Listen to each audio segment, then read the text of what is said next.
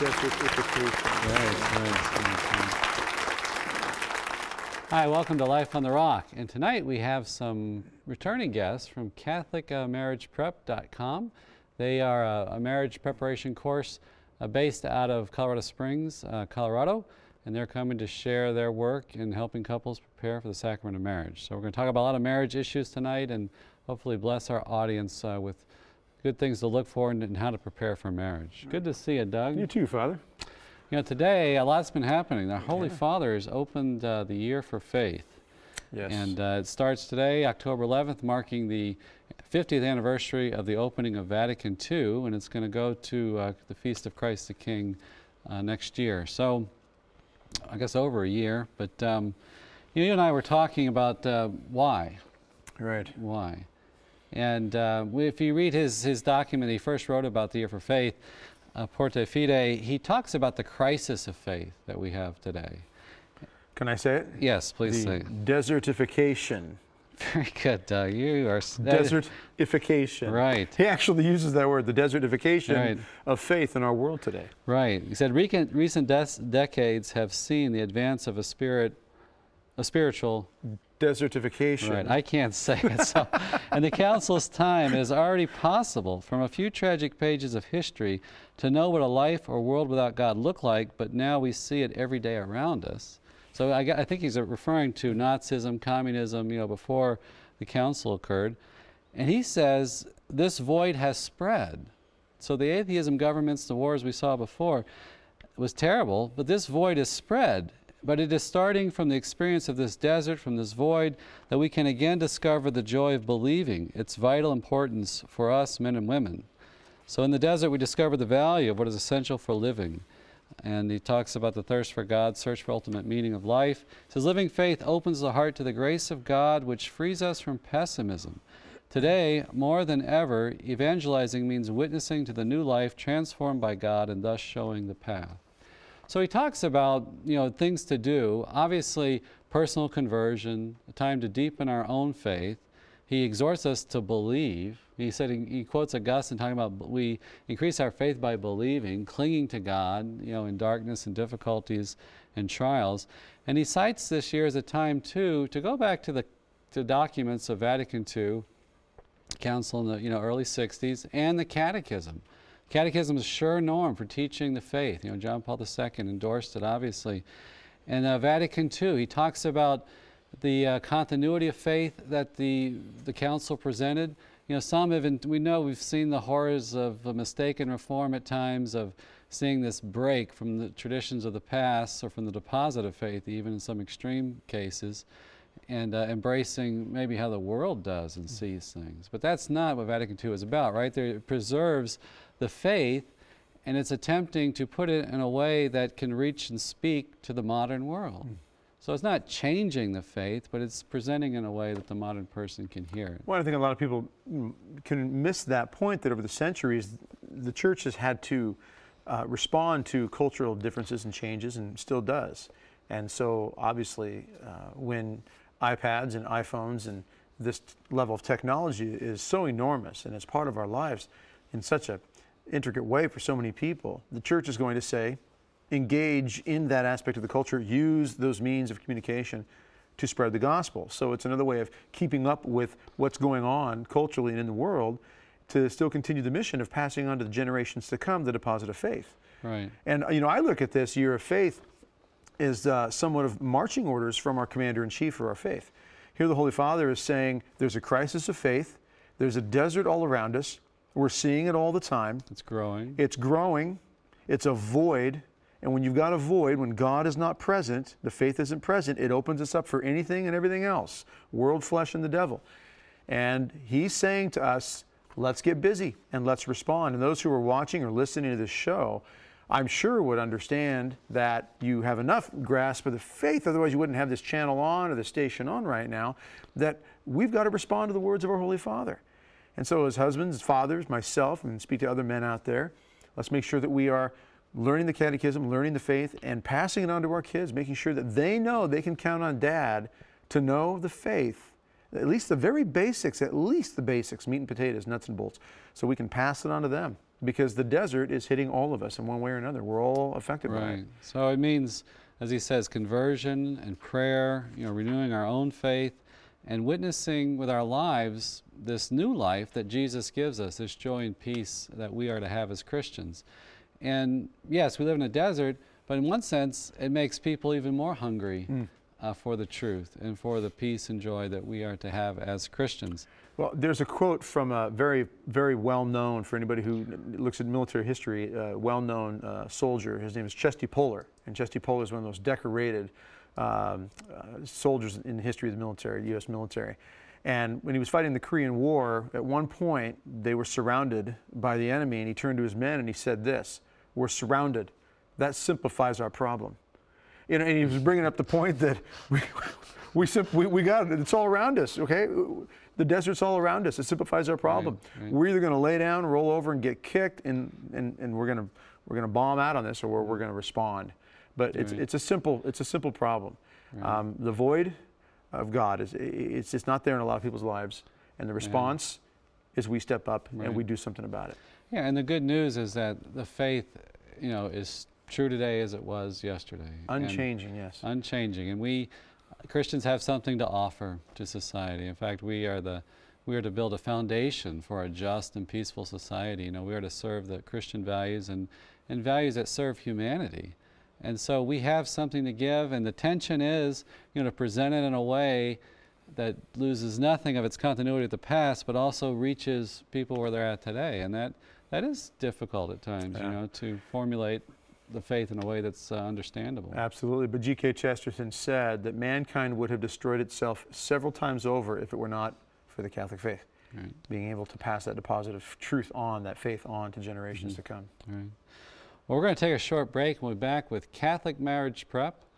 We're going to show a Faith Matters spot first here, reedifying what Doug and I have been speaking about, hopefully, and we'll be back in just a minute.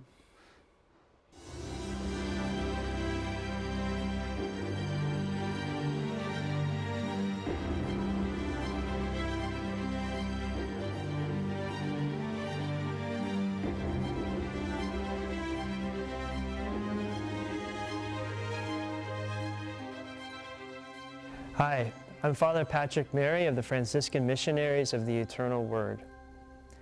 At various times in the life of the Church, popes have called on the faithful to grow in their understanding and to deepen their awareness of certain aspects of the faith. We may think in recent times of our Holy Father Pope Benedict calling for a year for priests, or a year of St. Paul. Even before that, we may think of Pope John Paul II calling for a year on the Rosary. But from October of 2012 through November of 2013, ending on the Solemnity of Christ the King, our Holy Father, Pope Benedict XVI, has called for a year of faith. And this is a wonderful opportunity for all of us to renew our enthusiasm for the gift of our faith, to grow daily in an authentic conversion, turning away from sin and turning back towards the Lord. And this year of faith also is in conjunction with two very important anniversaries in the life of the Church. For it celebrates the 50th anniversary of the Second Vatican Council, its opening, and the 20th anniversary of the publication of the Catechism of the Catholic Church. And these two instruments, these tools for us, can help us in this year as we grow in our faith. Unfortunately, as our Holy Father has mentioned, there have been misunderstandings regarding the authentic teaching of the Second Vatican Council. And we can take this year, this opportunity, to read and study our faith, particularly an authentic understanding of the teachings of the Second Vatican Council. And that is when it is read within the tradition of the Church. And we have this other great tool, the Catechism of the Catholic Church, to help us in this understanding of the faith. And in order to help prepare ourselves for this year of faith, several of the friars will be bringing to you little reflections on this year of faith and how we can grow in and deepen our faith. Well, thank you for joining me in this opening segment on our reflections of the year of faith. God bless you.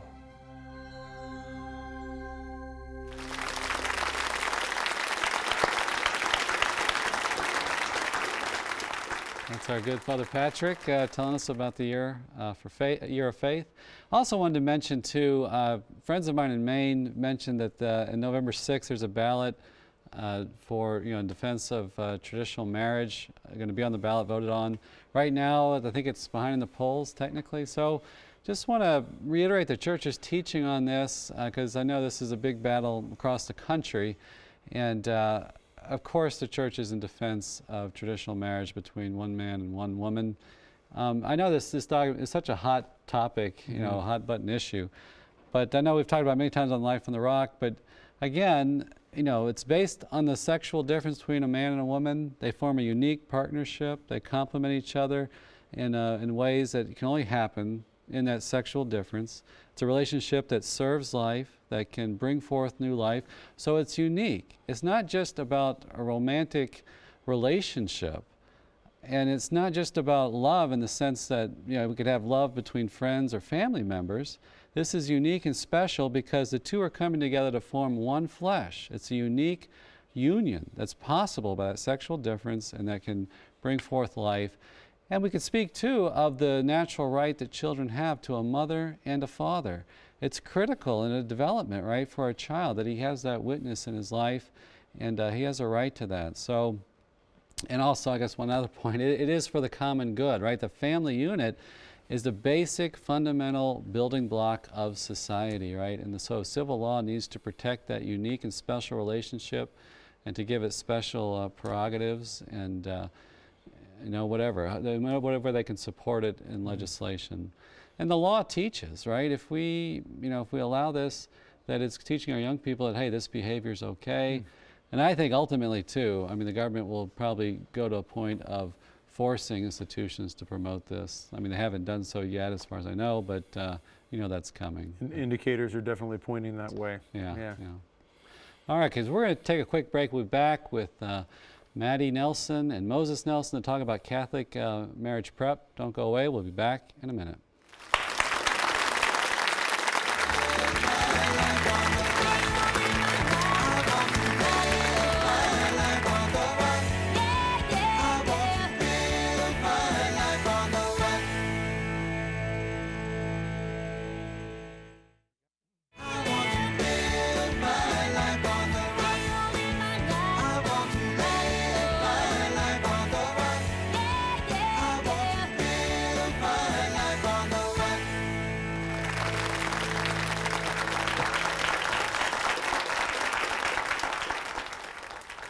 Hi, welcome back to Life on the Rock, and we have Moses and Mattie Nelson. Welcome back. Thank you. And, Thank you for having us. You all were on like a few years ago. That's right. With Mattie's parents. Right. And what's changed since then? Well, for you we've added one more child to the bunch, and so Abigail is with us now, Okay. and we're still living in Denver, Colorado, enjoying that. And you're full-time, right? I am full-time now with CatholicMarriagePrep.com, so I am doing a little bit of tax consulting on the side, but majority of my time is devoted to the program and developing that. Well, let's get into the program and talk about what you offer at CatholicMarriagePrep.com. First, Sure. It's based out of Colorado Springs. That's right, Colorado Springs. You live in Denver. Right. Has the full approval of your bishop in Colorado Springs. Right, Bishop Sheridan. Sheridan. Yes, and other dioceses around the country and world. Archdiocese of Denver and Archbishop Chaput are both huge supporters of it, and so yeah, it's. Now, what services do you all provide to help a young couple? Well, we provide the marriage preparation for them that is required for them to get married in the church. We also offer them a pre-marriage inventory called Prepare, and so they can do that online as well. And then we incorporate that into the course as they go through the program. And then after they're done, if they want to take NFP online, they can fulfill their natural family planning requirements. If their diocese has those, they can fulfill those online with us as well. So we're kind of a one-stop shop, I guess you could say, of online service. In the sense that you teach, you have worksheets and things that teach what marriage is about and the essential issues and aspects of marriage. That's right. And then you have questionnaires that traditionally we think of the questionnaires as kind of marriage prep, right? Where you talk about the more practical issues. Sure. And, Yep. maybe Mattie, could you tell us about some of those practical issues you all discussed? Sure. Well, there's the main ones, communication, money management, but really we want to give the couples a solid Christ-centered marriage. So we start with the foundation. We go back to the vocation of man and woman in Genesis, and then from there stem a lot of things. Communication, Adam and Eve didn't communicate really well, so right there they failed, so we tried not to have that happen. Abstinence until their wedding day, we promote that a lot with those How couples. was that received? Well, surprisingly well. Most couples are not educated about what the church means by abstinence and have no idea whatsoever what it is or why the church demands that. And when they are told the truth, when they are taught the truth, they welcome it, they embrace it. We encourage the couples to sign an abstinence pledge card to each other to remain chaste and abstinent until their wedding day. And we have a 97% success rate. Wow. 97% of our couples sign So it. you have couples coming to you from the full spectrum of really devout or maybe nominally Catholic? That's right. Yeah, yeah. And we assume that they have no formation in the faith. That's kind of where we start, and then we lay the foundation from there. And so if they are, blessed with a good basis in their faith, then they can pick up and go deeper very quickly. So they don't have as much groundwork to lay in as maybe other couples do. Right. But we assume that they're coming from zero catechesis, right? So some dioceses will point their couples to you, and this will qualify as marriage prep for them to get married. That's right. That's right. Yeah, we cover the sacramental and theological aspect of marriage as well as the life skills portions. Yeah. And I think that's a good point to make, because that is required, right, for a valid marriage, is that you intend what the church intends here. Right. And there's a misunderstanding about the fundamental vision of marriage, right? That's right. Can you talk about some of those misunderstandings in the couples you have coming to you? Well, a lot of couples don't understand that they are asking a sacrament of the church, and so they don't really understand that relationship between themselves and the church, and so they are submitting themselves to the goods and requirements that the church has set for marriage, being open to life and being faithful to one another and being married for their whole human life. Right. So there's no indissolubility of marriage there. And Mattie, I know you made the point to me, when young people hear this is what they want. I mean, fundamentally, we want this out of marriage, right? To be committed to each other for a lifetime. Isn't that what love naturally is? Absolutely. And girls, women especially, that's what they want. It's wired in us. We want that. So it's once you're faithful with the truth, you cannot do anything but embrace it. It's just that's what you are. So. Right. What do you think are some of your program's strengths that makes you good at what you do? Well, I would say the content, for one. The content is based on John Paul II's theology of the body, based on canon law, on the catechism of the Catholic Church. And so the fact that it's true to the church, I guess, is one huge strength in today's secular culture. Another one, I would say, would be the format of how we teach, one-on-one, mentor-led by a married couple. They've been married and they live their faith in their marriage, and so the instructor couple, they are faithful to the magisterium of the church, and they are living examples of what they're passing on to these other couples. So that would be you all plus how many other couples are involved? We have 8 other engaged couples. Married instructor couples who are instructors in the program. It's got to help having a name like Moses, too. I mean, having a faith-based program like this, and your name is Moses. Yeah. Emphasizes like the that. law. Moses, the law, great prophet. I mean, that's got to help. Do people ever mistake you for him and want your autograph? Or? No, they haven't. It's probably because of the beard, you know, lacking the beard, but It's relating to modern day, you know. It's understandable.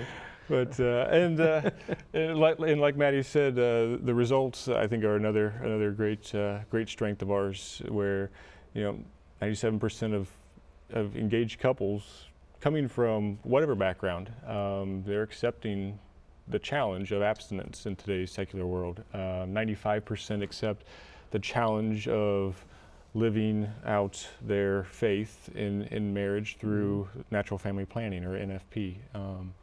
And so those areas are huge. The fact that we're online, so people can gain access to us 24/7, all year round. The fact that priests can stay involved with the couple as they move through the program, that's, I think, a large strength. That's an interesting point too, because you all, like from the questionnaire part, you can talk to the priest and talk about findings and issues you see there, and it can help them prepare the couple, right? Because you can discuss that. Right. So the priest can ask the couple to email or print off the material that they get from us, and they can review them together. So yeah, that they can stay involved 100% of the time throughout the whole process. So it's not impersonal in the sense that it can be done online, but you all give feedback and you talk on the phone with the couple. And That's right. Yeah. And the majority of our communication is done electronically, either via email or these worksheets.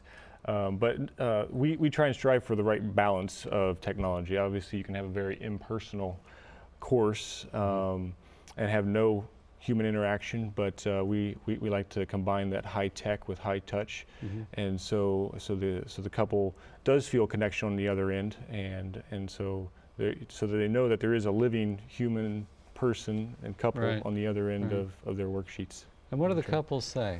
Maybe ones that have gotten married, what feedback do they give you?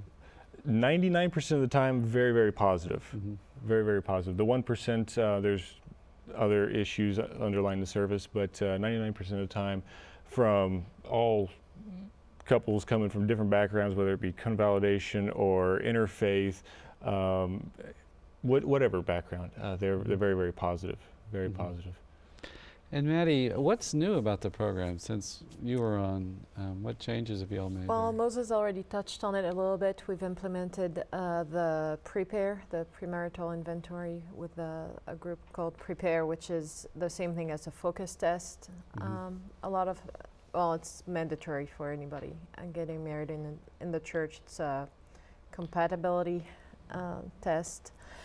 We've also implemented 2 NFP programs. One is Northwest Family Planning, and the other one is Fertile View. And Fertile View is actually pretty cool. It's all online, and you get a program, so your chart is all digital on the computer and everything. So there's like an app for it now, or is there? I think they're working on the app. There is almost an app for it, guys. High tech with high touch. Yeah.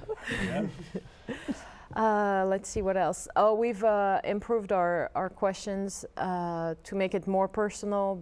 Before the couple just answered a couple answers, but now there is his answer and her answer to push them to also have a discussion between them. Because what we want is those engaged couples who come and might not have touched on any of those questions. Abstinence, NFP, kids, we've never even thought about talking about kids. Right. And that would be bad, really. But do you find a lot of the couples already, the communication just is not really existing in their relationship on these levels, in these areas? a lot of them, they aren't, and they tell us in their feedback, those are stuff we thought we had down, but we had never really talked about it. We just assumed that we were thinking the same thing, and so all those questions really helped us deepen our relationship and really dig into those questions.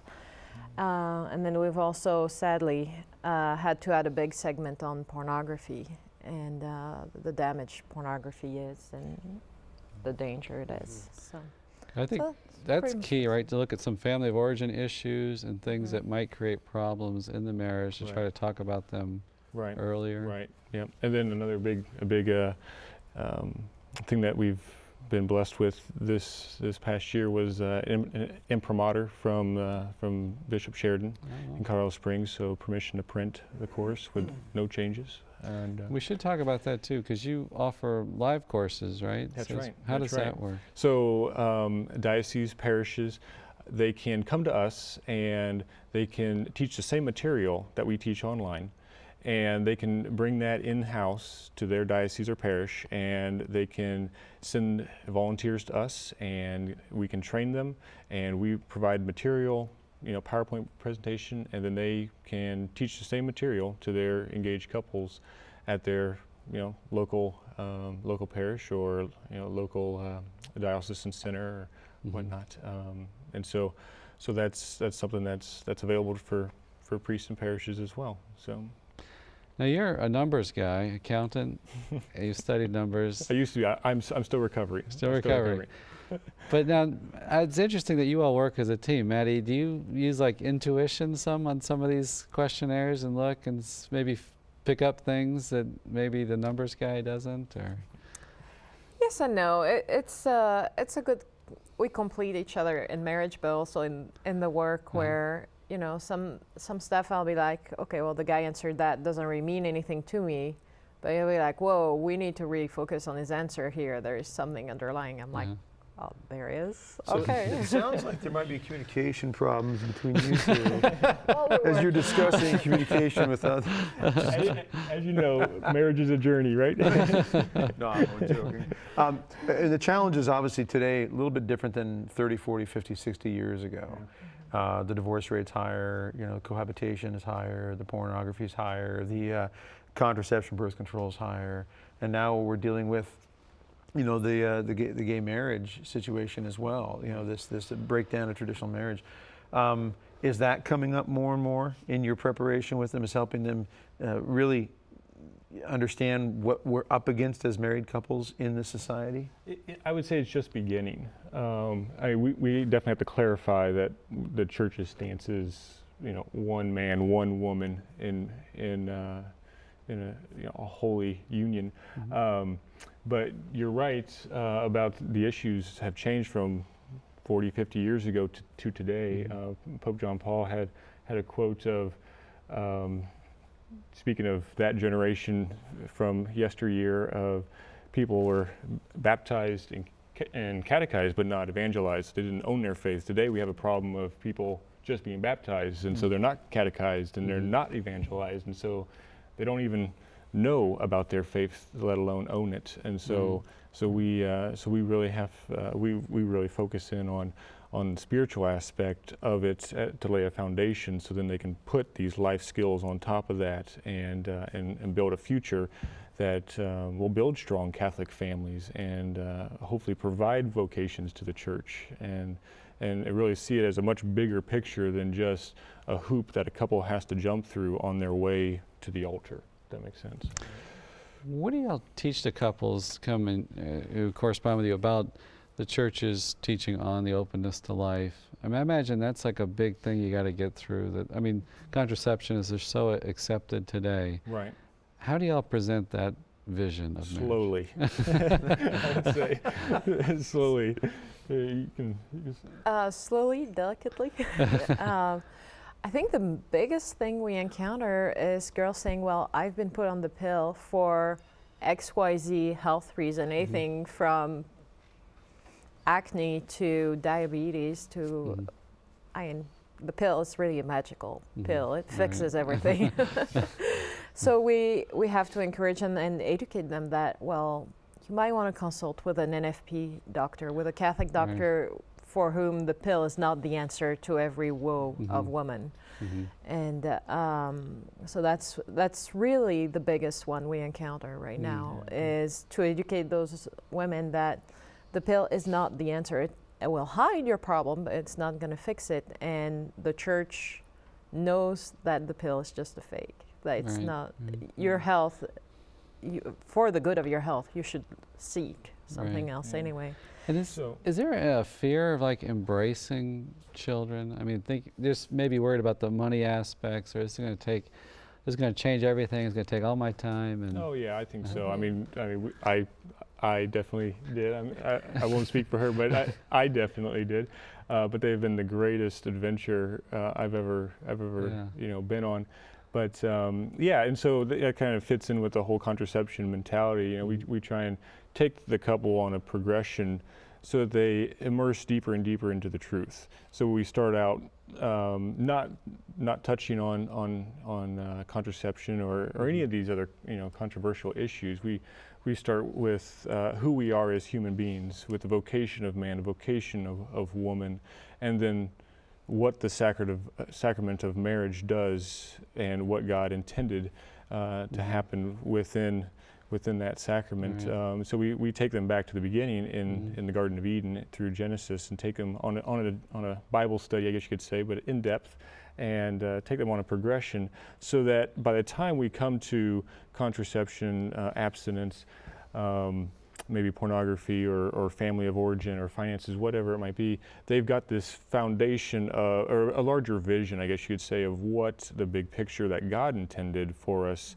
to be, and how beautiful it is. You know, Right, it's a very beautiful painting that God made when He created the world and us humans in it, and we try and lead them through this progression so they can understand the truth. And what do you teach them about fatherhood? I know Fatherhood. we often speak of a crisis of fatherhood Yeah. today, and what do you tell like the young men in preparing to be a father? What do you? Well, we start with that whole vocation of yeah. man, and we teach them that what God intended for Adam, those vocations that God gave to Adam, which are authority to rule over the Garden of Eden, right? The guardian of the law, so he was supposed to Cultivate the garden. protect the law that had been established, Right. and then the whole paternity or naming of creation. So those same vocations that were given to Adam, we let the young men know that is part of our vocation as men and as fathers Right, today. So, and unfortunately, a lot of the examples that we get for, say, the example of authority in the modern world, it's not the example we need. It's usually based on power, whether it be political or financial, etc. And so, that's not God's definition of authority. Right, It's right. one of what Christ showed us. Being a servant and laying down your life for your family. Yeah, Jesus is the model, and He he picked is. up the basin and washed the feet. Right? That's right. So he That's was a right. servant, so. That's right. So it is an Yeah. authority out of servanthood. Yeah. So And the those- feedback you get from the clergy, you've got a good feedback. from yes. the priest and- I would say that once they understand the program and they understand how it works, then they receive it warmly. Right. There's still a bit of apprehension with the whole aspect of online learning, but more and more priests are becoming familiar with our program, and they see that we're doing it as well or better than what could take place with volunteers at a parish level. Right. And so once they understand it, once they dig under the hood and see the details of it, then they warmly accept it and are enthusiastic about it. I think we have a new member here in our audience. Who is that there? Abigail. So, when did y'all have Abigail? May 30th is May when she was 30th. Yep. Yeah. So that's Abigail Jane Christine Nelson. That's number 5. number 5. Yeah. Is she helping with the teaching yet with the couples? Or? Well, we try because I would save us so much money, but she's just the whole keyboard thing's kind of tough for her still. Right. She is a good conversation starter, that's for sure. So she attracts a lot of attention and is good to take out in public. Yeah. I think too, reflecting what I've seen, sometimes there's fear and trepidation in any vocation, the priesthood or family life. But after you get into it, there's this embracing of it, this experiencing of the joy.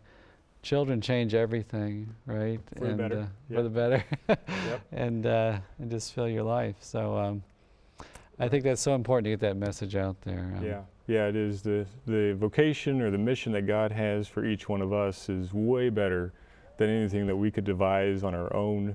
Right. If you became a businessman Right, instead of a right, priest, there'd be a right. hole in your heart. If I Right. became whatever else instead of a husband and a father and Okay. part of marriage prep. There'd be a hole in my heart. So. We got just a couple of minutes left. Are there any points we missed? How do people contact you? Or? Sure, they can just go right to our website, CatholicMarriagePrep.com. There's lots of information out there, frequently asked questions out there. They can register directly on there. Yeah, so And there's ways you can bring the whole program to the parish? There is, yep, that's all out there on the website, yeah. or they can feel free to contact us either email and phone. I know you've had some good endorsements too. Did you want to mention any of those, the endorsements you've had? Well, we've been invited to a lot of different places, and unfortunately we can't make them all, especially the international ones, but Colorado Springs Diocese, Archdiocese of Denver, Archdiocese of Philadelphia. Archbishop Ottawa. Ottawa. He took us with him. Yeah, Las Cruces, lots of different dioceses. Westminster in England. Canada? So yeah, Ottawa, Edmonton, just lots of different dioceses are looking for ways to evangelize their next generations, and we're just really humbled to be part of that, that smorgasbord of choices. So. Okay, well, for the next segment, we're going to bring out a couple that you have prepared and are now well into marriage. And so thanks so much for joining us. Absolutely. Thanks for having us on. Okay. We'll be back in just a minute after this break.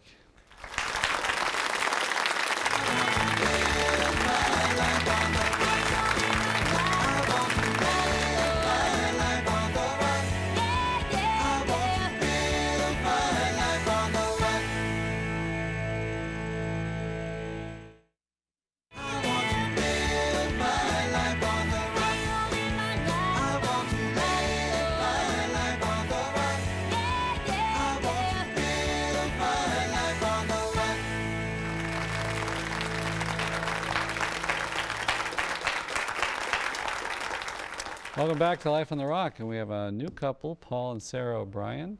You all did the Catholic Marriage Prep course, and 3.5 years married, 2 kids at home, 1 on the way, right? Expecting when? The end of January. End of January. So, yep. Now you all are interesting in that you came in with a lot of theological background, right? Could you talk about your background when you took the course? Oh, sure.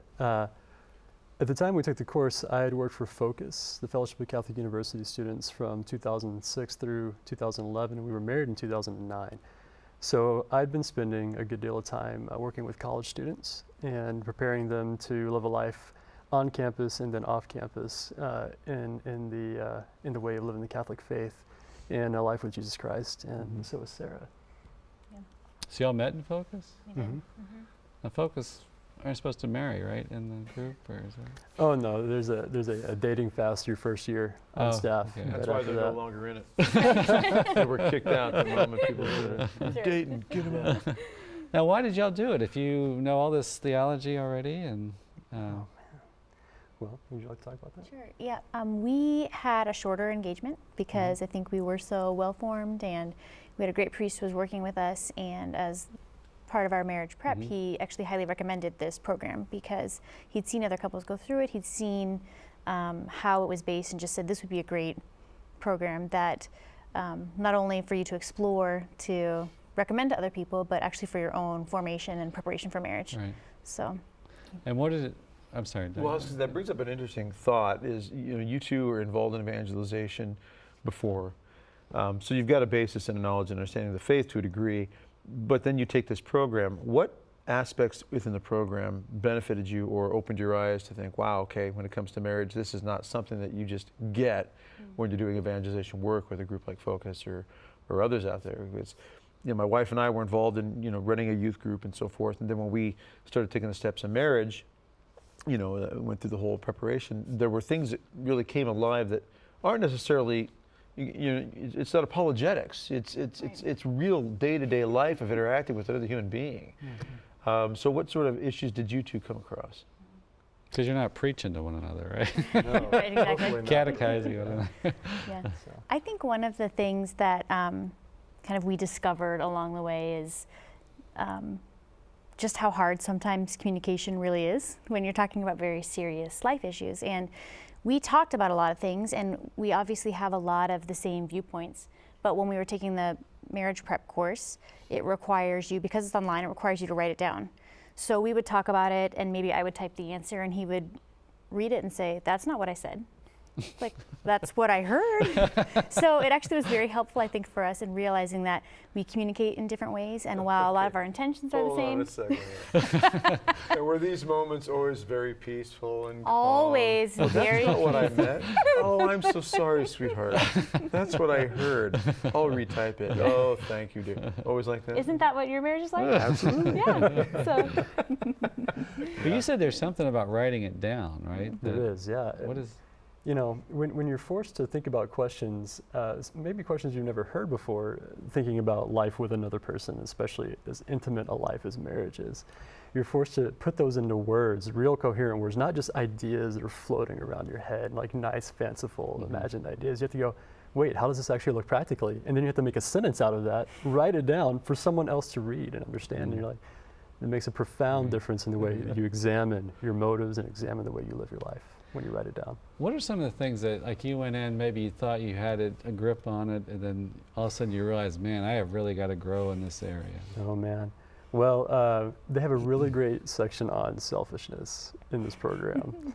And I used to think I was a pretty selfless guy, but turns out I'm also a pretty prideful guy, thinking things like that. But in reality, I would say that section on selflessness, on what it really means to, again, it's that thing when you write this down, this ideal of selflessness, of giving of yourself. You can talk about it all day long, but until you write down what that really means, until you really apply some thought to it and really examine your life and your actions and your past and your patterns in your life, it's not something that you can easily see without that real deep contemplation and then bouncing it off of someone like your fiance. And how about with each other then? Like, did you go through things and say, oh, yeah, that's him. Yeah, he struggles with this. Or did you say, yeah, you know what, sweetheart? I was reading through this and I realized, yeah, this is an issue you really got to deal. I mean, did well, that one ever of the come things up? they talk about is how to approach your spouse with difficult topics, and it's not usually. I've seen that. That's you. You know? But I think that, I mean, we did learn things about ourselves throughout, and I'm sure we saw glimpses of, yep, you're right. This, you know, he does struggle with. I mean, he was talking about being selfish, so selfishness or whatever. But another thing that I think the marriage prep class does so well is it kind of lays that foundation for what is marriage and who is man and how did it come about, and then there's sin. And guess what? That's why marriage is really difficult because we're still living through those consequences. So there is this, you know, kind of a mention in there of, yes, you might see your spouse and want to point out all their faults, and then you actually need to kind of look back at yourself and say, well, how are my faults playing into this too? So it's a good eye opener of assume the best of the other and take a look at yourself, and then those things. I think that's really helpful in our marriage anyways. If I assume that he always has the best of intentions for me, and then are there things that I can work on, then we're actually moving forward in a sense of complete love for one another instead of, I'm so tired of X, Y, and Z. Right. What do you think? I know you all have worked with college students a lot. What do you think is a big component that they're missing of marriage? Or what don't they get about the Christian view of marriage? A frequent error. There are a lot of things. First and foremost, in a country where 50% of marriages in the past few decades have tended to end in divorce, a good example of marriage is one that's missing. The second is a very, very, very desensitized view of sexuality, almost as if, you know, sex can't be sacred because all I've seen of sex in our culture and in my friends is that it's just a game you play. Or something that is fun to do, you know, something you can just toss aside. Like a commodity. Like a commodity, yeah, very much so, yeah. And I think also, and this might be more for women, I can speak for the women on campus, a lot of times there's this sense that once I find my spouse, I will be completely fulfilled. And that's a pretty heavy burden to lay on another human being. So I do think that idea of my relationship with Christ and the church is what fulfills me. And my relationship with my husband is what spurs me on to holiness in heaven, which again is addressed in the program, I think, in a very beautiful way. Yeah. So. That's a great point. I mean, the Christian view of marriage is so challenging, indissoluble, faithful, open to life. but yet Jesus is telling us to do this, but he's also giving us grace, right? So how does the faith empower marriage or enable you to live this challenging view? I think Sarah nailed it with the word she said a second ago, which is beauty. There's a real beauty to the church's presentation of this. And as someone famously said in the past, beauty will change the world, beauty will save the world. And there's a real sense in that attribute of God that is beauty can call to you through the church's teaching if it's presented in a beautiful way and not in a condemning way or a overbearing way. Right. And this program does a really great job of saying, here's something beautiful that you may have never heard of before. Right. And it's and Moses pointed out to us, there are a lot of people who are very, very hungry for this. Right. And I think it does a good job of that. Yeah, and just being very real about what a blessing marriage is, but how difficult it is. And as we're coming together as two broken human beings in a lot of ways, there's also the opportunity for forgiveness. And I think that's obviously demonstrated very beautifully in the church, that we're not perfect and that Jesus reaches his arms out to us in forgiveness, and we should do the same thing to one another. So I do think that's missing a lot in our culture, because there's kind of this idea of, I thought this was going to be perfect and it's not, and so check you later, I'm out of here. Where in the Catholic view it really is, I hoped this would be perfect, I didn't think it would. We've had some problems, now how do we work about? Do you think that, the dating situation, when you're dealing with young people, the dating situation, a lot of kids are dating at 7, it seems like. Right. 8, 10, 12, and they get a boyfriend or girlfriend at 13, and dating has become so disposable that, do you think that carries over into marriage then too, where if my relationship doesn't burn with fire and zeal, then I'm out of here. And we can do that with dating. No longer does she, really light up my life. Therefore, I'll go find Barbara. Barbara lights up my life this week. And, Right. And that's carrying over to marriage somewhat, don't you think? And how do you address that with young people to let them know that whole early dating and that whole approach, it can really be more destructive with all this multiple dating scenario situation? You teach people about their value. Because in a dating relationship like that, where the other person is a means to an end, if this person doesn't make me feel good, I'm going to drop them. That kind of dating relationship comes from a view of the person that says, this person's not worth anything. Or even starting from the position, I'm not worth anything, except the utility I can provide another person. And so when you teach young people who are pursuing dating relationships to look out for their own value, to look out for the value that God has for them, that infinite love that God has for them, just because of who they are, and teach them that value, they look at dating in a different way. It's dating to find someone who will appreciate the value that they are inherently, and to see that value in another person. Yeah, and I actually think that's the key, because like you said, grade schoolers having boyfriends, what is the purpose of that? The purpose of dating is discernment on your way to marriage. And if you aren't ready to get married at 8, you probably shouldn't be dating at 7. Sure. And sort of reintroduce that idea to college students that there is a purpose at the end of dating. I think also is sometimes eye-opening to them, oh, I never thought of it that way. What would you all tell, a young person watching, they want to get married, what should they look for in a potential spouse? Why don't you answer that first? I'll go. Women are usually better at this. Yeah, that's right. I do think that what Paul hit on, that understanding the value of the person just for who they are, is very important. I think that's one of the things that I recognized in Paul early on, the way that he really loved people. And it didn't matter who they are, if they were the most important person in the room, or if it was someone passing on the street begging for money. Every person was worth individual attention. And when I saw how he treated other people, I knew that I would be treated well. And I think that those relationships and how they interact with other people give you a real glimpse into who that person is all the time, not just when you're enjoying one another's company. Right. And Paul, what would you tell young men out there? Well, you took the words right out of my mouth. It's the same thing. If you're looking for someone to spend the rest of your life with, look for someone who, in the situations where it's hard, it's stressful, where there's a lot of stuff going on, how do they act? How do they treat other people? Are they kind? Are they going to lose it? are they just presenting a facade for other people? Got to look deeper into the heart, you know. And first and foremost, even before that, just prior to everything, how do they love God?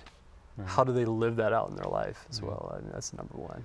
Is there something that you took from Catholic prep, Catholic marriage prep, that you use today in your marriage that blesses you today? Yeah, I think one of the kind of pointers or questions maybe that I revisit sometimes is when we're talking about what direction we go next within our family or in careers or whatever. And in partway through the program, it talks about Ephesians 5, which is always very touchy for usually women in particular, about being subordinate. And one of the points they make is that subordination isn't being a doormat, and being submissive is not allowing him to do whatever he wants. It's actually ordering my mission toward his, and him ordering his mission toward our family's mission. And that has been actually really helpful for me to kind of revisit as we're talking about, you know, purchasing a house, which we did not too long ago. How do I support Paul in this? What is my role as a wife, and how do I order my mission so that we're together, instead of I'm going to do these things with the family and the kids and my part-time job, and you do your stuff, and then every once in a while we'll eat dinner together. Right. So. Unless anybody think that she was just following my lead, there's if she's going to follow my mission, it's got to be a good mission in the first place. And so that's my responsibility, is to say, back to the selfishness topic, am I pursuing this thing, whether it's buying a house or changing careers or looking to go back to school, or any consideration that pops in my mind? The first question always has to be, is this good for my family? Am I showing love to my wife and my children by pursuing this thing, or am I just pursuing this for selfish ends? And if I'm truly being selfless and I'm truly being a caring husband, then she has a mission that's worth following. But that mission always has to be worthwhile. So, yeah. What about the communication? You guys touched upon that, how he said one thing, you heard another. What have you learned about that good communication in marriage? I think the most important thing for me in our communication has, besides maybe asking, this is what I heard, is that what you meant? Yeah. And I mentioned this earlier, but really is always assuming the best of intentions. Because when I assume the best of intentions, things go a lot easier and a lot smoother, and I can ask questions about something I didn't understand without assuming it was a personal attack on me, or obviously he doesn't love me this morning because there are the socks on the floor, you know, whatever it might be. But I think that's been very helpful, and it's what I share most with people, is assume the best of the other. It gives you some space to work it out too, Yeah. right? Yep. If you give them that. Well, thank you so much for joining us. Thank you, Father. Thanks for having us. That's Catholic marriage prep, and you all are testimony to its good work. So, well, the Lord be with you. With your spirit. May our Heavenly Father shine His face upon you, and give you His peace. And may Almighty God bless you, the Father and the Son and the Holy Spirit. Amen. We'll see you next week. Thank you.